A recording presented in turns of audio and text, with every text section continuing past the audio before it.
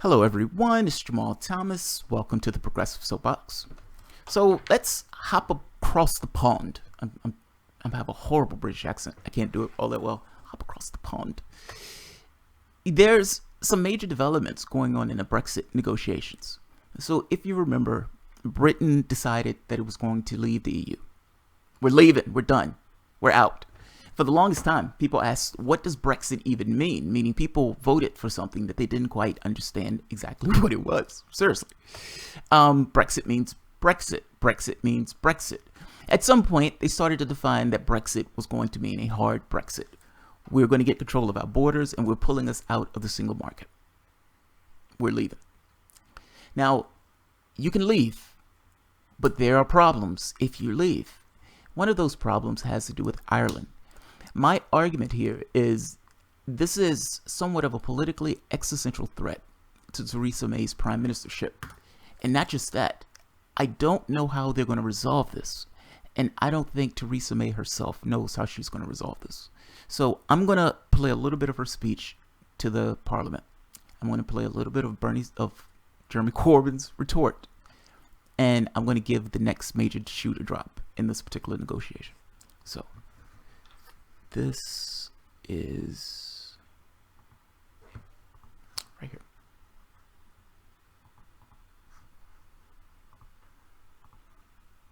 With permission, Mr. Speaker, I would like to make a statement on our future economic partnership with the European Union. In December, we agreed the key elements of our departure from the EU, and we are turning that agreement into draft legal text.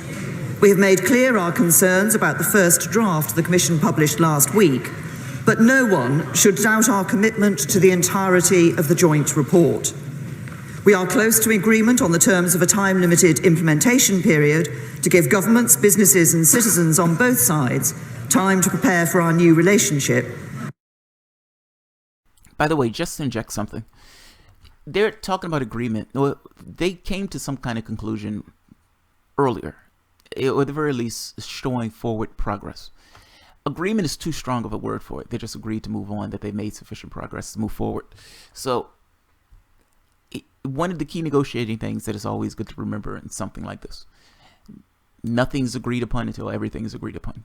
Meaning until they sign the document, nothing is agreed upon. The deal can fall apart at any time, and they don't have anything yet. So let's take a listen to her statement. And I am confident we can resolve our remaining differences in the days ahead. Now we must focus on our future relationship. A new relationship that respects the result of the referendum, provides an enduring solution, protects people's jobs and security, is consistent with the kind of country we want to be, and strengthens our union of nations and people. These are the 5 tests for the deal we will negotiate. There are also some hard facts for both sides. First, we are leaving the single market. In certain ways, our access to each other's markets will be less than it is now. We need to strike a new balance. But we will not accept the rights of Canada and the obligations of Norway. Second, even after we have left, EU law and ECJ decisions will continue to affect us. The ECJ determines whether agreements the EU has struck are legal under the EU's own law. And if, as part of our future partnership, Parliament passes an identical law to an EU law, it may make sense for our courts to look at the appropriate ECJ judgments so that we both interpret those laws consistently. As they do for the appropriate jurisprudence of other countries' courts. But the agreement we reach must respect the sovereignty of both our legal orders. That means the jurisdiction of the European Court of Justice in the United Kingdom will end. It also means that the ultimate arbiter of disputes about our future partnership cannot be the court of either party. Third, if we want good access to each other's markets, it has to be on fair terms. As with any trade agreement, we must accept the need for binding commitments. So we may choose to commit some areas of our regulations, like state aid and competition, to remaining in step with the EU's. Finally, we must resolve the tensions between some of our objectives. We want the freedom to negotiate trade agreements around the world. We want control of our laws. We also want a frictionless border as possible with the EU, so that we don't damage the integrated supply chains our industries depend on and don't have. Order, there's a very considerable level. The reason why people were freaking out right there, and this is the part where I wanted to stop at, is because they're asking her, how are you going to do that? How are you going to pull that off? You're saying you want things that are in conflict with one another. We want a frictionless border. That's great. How are you going to pull us out of the single market and get a frictionless border? And this is the main crux of the dilemma. They're screaming at her because they're like, how are you going to do that? Now, yes, she's putting this in very pleasant terms. And if you're an American, you love the accent. Fact is, how? How? Everybody wants to know how. So let's listen to Jeremy Corbyn's initial rebuttal to this, because I love his rebuttal. And then we'll get to the news, or the most recent news. This was a few days ago. And this is Corbyn. Jeremy Corbyn! Thank you, Mr. Speaker, and I would like to thank the Prime Minister for the advanced copy of this statement. 20 months have passed since the referendum. A year has passed since the triggering of Article 50. 20 wasted months in which the arrogance of some of the Cabinet, who said it would be the easiest deal in history, has turned into debilitating infighting. We've seen set-piece speech after set-piece speech, yet the Prime Minister still cannot bring clarity to these negotiations and still cannot bring certainty to British businesses or workers. The Prime Minister's speech on Friday promised to unite the nation, yet it barely papered over the cracks in her own party. Even her own Minister for the Cabinet Office said it was only an ambitious opening bid. So who knows where we will end up? The European Union published a detailed legal document last Wednesday, and despite the criticisms rightly made from across this House, where is anything comparable in terms of detail and focus from the UK government? The reality is, this speech failed to deliver any clear and credible solution to the problems we face. This government's shambolic approach to Brexit risks taking us down a dangerous road. All right, so I love it when they start pointing at each other and the guys are laughing at, when they're sitting on the bench. Fucking love it. It's absolutely hilarious. Look, Jeremy Corbyn has a point, by the way. The EU published a legal document. They're putting what we're agreeing upon into legal terms. You're giving a speech.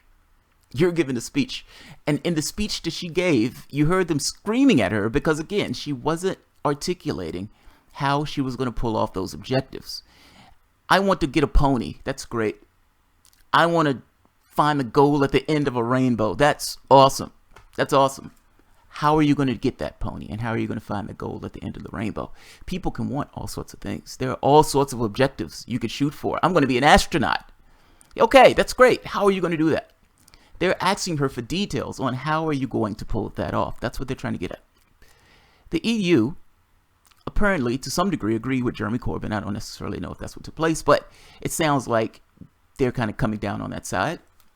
Suspended Brexit talks, saying that the EU or that the UK needs to come up with a realistic border solution.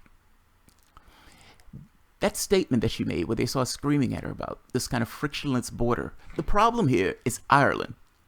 The problem is Ireland. And like I said when I first started this, I know this is right much wood to chop, but this is somewhat of a threat to her prime ministership. Now, the reason that Ireland is a problem is this. Republic of Ireland, Northern Ireland, Scotland, the EU. Europe. Northern Ireland is not technically part of the Republic of Ireland. Technically, those are different. Now, yes, the Good Friday Agreement merged everything together. That's true, meaning creating like one large Republic of Ireland and then putting under the umbrella of the UK. Fair enough. Fact is, though, Britain is leaving. Northern Ireland is not going anywhere. This is still going to be in the European Union. This, not so much. So how is that going to work? Are you going to end up with a border on Ireland? And that's the dilemma. The Good Friday Agreement quelled hostilities that was taking place back and forth between Ireland and Britain. It quelled it. I mean, you're talking about something that was going on for years. This kind of bloody, troubled period. I guess you can call it. They used to call it the Troubles. I guess my point is, they don't want to put a border on that because they don't want to destroy the peace that was afforded by the Good Friday Accord. One part is going to be in the EU. The other part is going to be part of Britain. Either you're going to put a border there, which means that frictionless trade is going to go away, because if you're not going to be a part of the single market, we're going to have to check the products that are coming into the country. So if Britain is trying to sell something to the EU, that's assuming Britain can sell something to the EU, because Britain may not necessarily be part of the single market.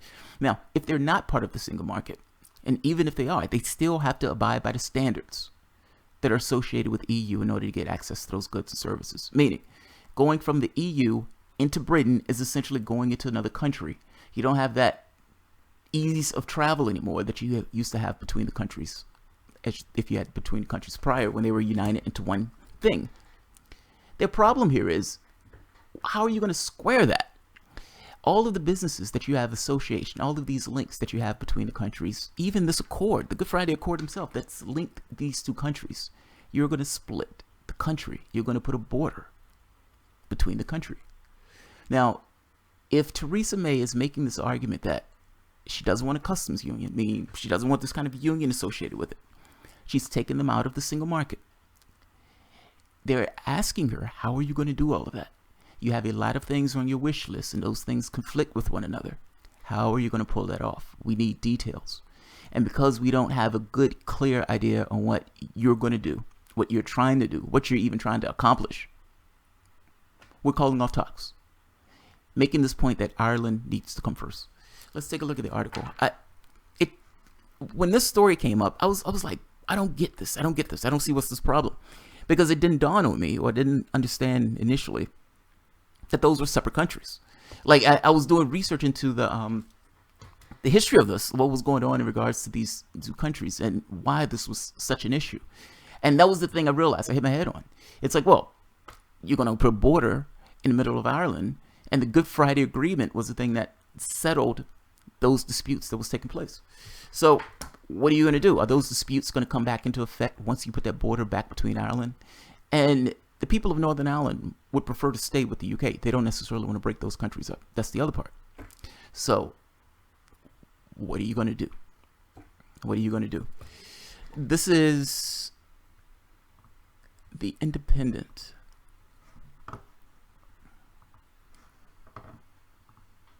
EU freezes Brexit talks until Britain produces realistic Irish border solution. The EU has thrown down an ultimatum to Theresa May in Brexit talks, warning that it would not open discussions about trade or other issues until the Irish border question is solved. Speaking in Dublin alongside of Prime Minister Leo Varadkar, European Council President Donald Tusk said talks will be a case of Ireland first, and that the risk of destabilizing the fragile peace process must be avoided at all costs. We know today that the UK government rejects the custom regulatory border down the Irish Sea, the EU single market, and the customs union, Mr. Tusk said. While we must respect this position, we also expect the UK to propose a specific and realistic solution to avoid a hard border. As long as the UK doesn't present such a solution, it's very difficult to imagine substantive progress in Brexit negotiations. If in London, someone assumes that negotiations would deal with the other issues first before the Irish issue, my response would be Ireland first. Ireland first. We're not talking about anything else until you solve this issue first. The reason I think they're doing this, some of this is gamesmanship. Some of this is there is a fragile peace in Ireland, or there was a fragile peace. That was somewhat of a hard-won peace. I can imagine that Brussels doesn't necessarily want to break that up, or the EU doesn't necessarily want to break that up. But let's be honest, this is also a certain amount of retribution. Like, imagine the political fallout if other countries decide they can pull themselves out of the EU and get a good trade deal or a decent trade deal.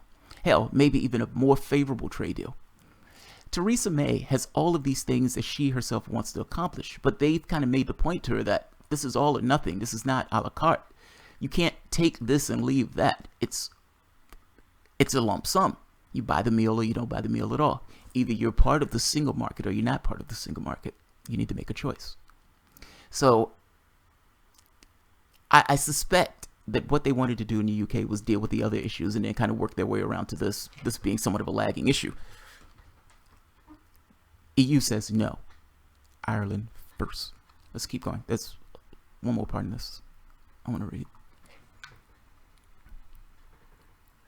British negotiators have long been keen to move discussions about trade and hope to do so after the March meeting of the European Council in 2 weeks. But Mr. Tusk's latest ultimatum suggests further delays that could be in store. The EU says a withdrawal agreement must be negotiated by October to give it time to ratify the deal before the UK falls out of the bloc March 2019. Mr. Tusk recalled the Good Friday Agreement, whose 20th anniversary is next month, had been ratified by huge majorities north and south of the border. We must recognize the democratic decision taken by Britain to leave the EU in 2016, just as we must recognize the democratic decision made on the island of Ireland in 1998 with all of its consequences, he said, in a play on a rhetoric used in the Brexiteers regarding the 2016 EU referendum. The EU 27 nations granted the UK sufficient progress to move the rest of the Brexit talks in December. Right, this is what I mentioned earlier.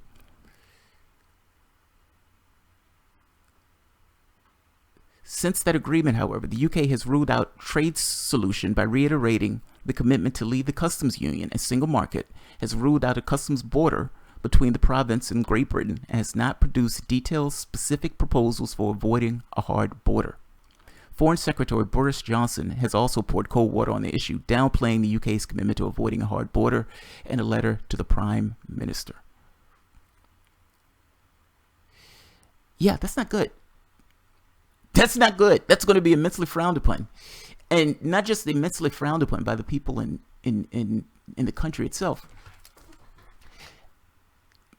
Theresa May's government, because of her gambit in trying to do this kind of snap election, trying to break Jeremy Corbyn, and ended up losing multiple seats, with Jeremy Corbyn having this kind of power showing from Labour, she's weakened herself magnificently. So because she's so magnificently weak, she had to use the DUP in order to prop up her government, meaning the Conservative Party or the Tories are ruling with the DUP. The DUP is an Irish party, meaning if they break up, she may lose members from that particular caucus, or for that particular party. Effectively, she won't necessarily have a governing majority in the way she had a governing majority before. That's my point. That's my point. Those seats are allowing her to govern. Yeah, this is problematic. This is problematic. Like, this is problematic on a few counts. I think I was watching Blair, and it was a few reports on it, a few interviews on it. And as I watched these guys talk about it, and they weren't necessarily being hyperbolic. Blair was. Blair should be in prison, though. But I'm just saying, as I watched these guys talk about it, it dawned on me that maybe this was a bad idea. Now, I understand why the people wanted to leave. I get it totally. And maybe it was a bad idea. It's too strong. This is just turning into a fuckfest. And I have to be honest. I don't know how Britain, A, is going to square that circle. How are you going to deal with that issue of the hard border? Because it sounds like you're going to end up with a hard border. That's the first part. If you don't have the hard border, you end up with some kind of union or some kind of, if you're still in the single market, you're still stuck with their rule set. Like, I don't know how you square this particular circle. I don't know how you square it. So it's not that I think, I don't know how you square that circle. That's all. And one more part to this. There's something else. I don't know where she's going to make up that trade from. That's the other part. So a lot of the guys who were on board with Brexit, the Brexiteers, these guys kind of downplayed this process. They had made it look like it wasn't going to be that big of a deal to pull apart and everything else. No, it's a big fucking deal to pull apart, including interacting with these guys from the standpoint of trade. Those guys just wanted to get out of the union.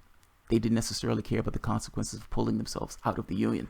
And the rest of the country and those businesses and the people in that country may take a hit because these guys wanted to pull themselves out of the union. Now, that's not fully their fault. I mean, the neo-libs that were in office allowed the country to move in the direction that allowed that type of atmosphere to foment into the country. So, fair enough. So, I'm not necessarily blaming one party on this.